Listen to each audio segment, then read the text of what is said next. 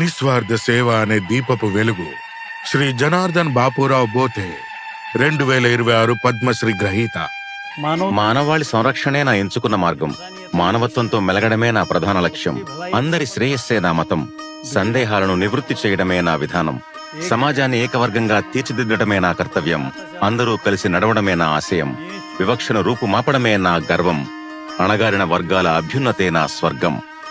రాష్ట్ర సంత్ తుకుడోజీ మహారాజ్ అన్నారు. శ్రీ జనార్దన్ బాపురావు బోతే అలాగే జీవించారు. రాష్ట్ర సంత్ తుకుడోజీ మహారాజ్ కు అంకితమైన ఒక నిరాడంబర కుటుంబంలో జనార్దన్ బోతే జన్మించిన గోగారి గ్రామంలో ఈ ఆధ్యాత్మిక ప్రస్థానం ప్రారంభమైంది.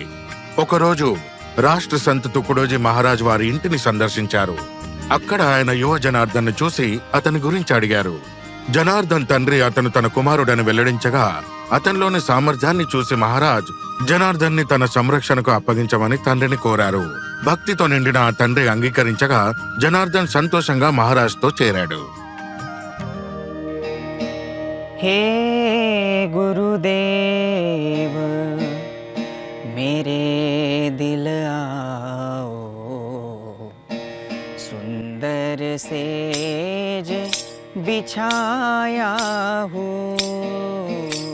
జనార్దన్ బోతే రాష్ట్ర సంత్ తుకుడోజీ మహారాజ్ కు వ్యక్తిగత కార్యదర్శిగా పనిచేశారు.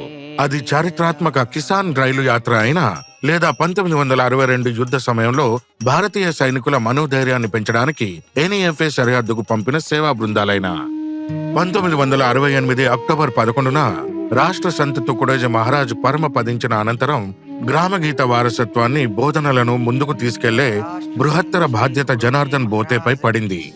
రాష్ట్ర సంత్ శ్రీ తుకుడోజీ మహారాజ్ కి జై. గ్రామగీత అనేది గ్రామాల సమగ్ర వికాసంపై దృష్టి సారించే ఒక మహాకావ్యం. స్వయం సమృద్ధి, ఐక్యత, సాంఘిక సంస్కరణలు పెంపొందిస్తుంది. గ్రామగీతలోని భావాలు దేశానికి ప్రగతిశీల భావాలు. ఇది ప్రార్థన అనే సాధనను సామూహిక కార్యాచరణలోనూ దైనందిన సేవలోనూ పాల్గొని పునర్నిర్వచిస్తుంది.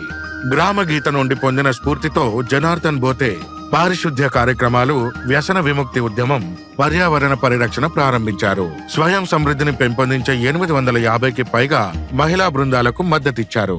1972లో జనార్దన్ బోతే రాష్ట్ర సంత్ తుకుడోజీ మహారాజ్ విద్యా మండలిని స్థాపించారు.